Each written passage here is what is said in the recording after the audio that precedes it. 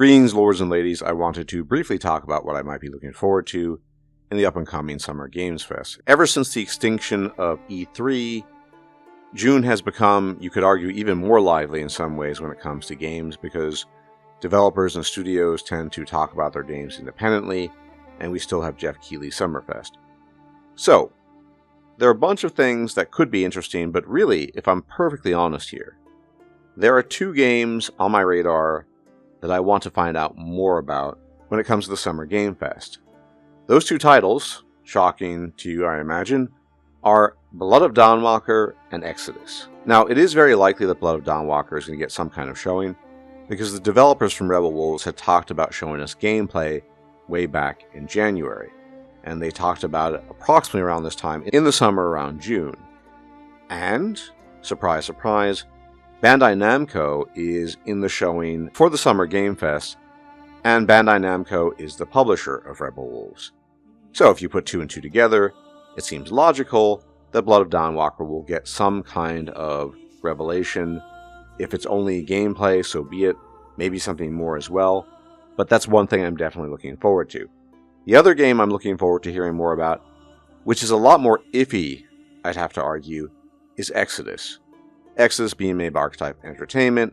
We all know this game if you've been following my channel.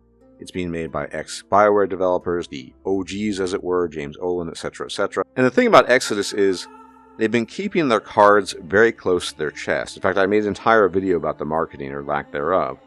They have not been publishing a whole lot in terms of game revelations. They recently finally shipped the tabletop RPG book, which is quite impressive. It did take a very long time for it to arrive, but it has a lot of fantastic art.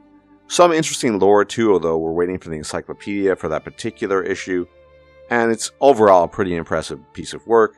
If you're interested in tabletop and role-playing in that sense, I might recommend that you pick it up, maybe not. However, the thing we're most interested in, the actual video game or computer game, well, on that front, it's been rather quiet if we're perfectly honest. Hopefully we'll hear more about that towards the end of the year, probably in December, because I'm guessing now that Exodus will be released sometime in 2026, although I can't be sure. So it's a long shot that we'll actually see Exodus content when it comes to the Summer Game Fest, but who knows, it's possible. Now, I know a lot of people are excited about CDPR, and apparently they'll be showing things off at Summer Game Fest as well. Me personally, I've made my view of this clear in the past, I'm not super excited about any Witcher content, and I'll tell you why. And I'll repeat myself here. I do not accept the premise that the only plausible thing that you could have done after the Geralt trilogy is over is to have Ciri as the movie star, as it were, of the next game and or series. I do not accept the idea premise that Ciri was the only possible protagonist. If the team at CD Projekt Red were actually talented and creative, they could have easily come up with a new character, specifically a male Witcher, as it should have been, that had his own story, his own backstory specifically, with his own personality, with a completely different personality from that of Geralt's, for example. That could have been and should have been the thing. It is absolute nonsense. Errant, rank nonsense. That Ciri was the only option, the logical choice. That's just made up BS because they're too lazy and too incapable of making a different protagonist. Do not believe the hype. Anyway, that's the reason why I have almost no interest in CDPR right now, or for that matter, The Witcher.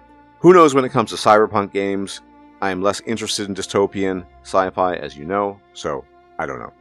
On the other hand, I am open to new revelations that we have not yet heard about.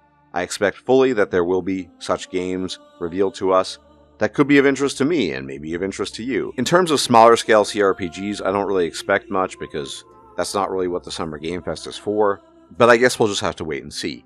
Anyway, do let me know what you think about the games at the Summer Game Fest, the ones you're looking forward to the most, games you think might be interesting. And as always, thank you for tuning in, and if you like my videos and you like my takes, you can leave a like, comment, share, and subscribe. It's much appreciated, and I'll check you out next time. Take care.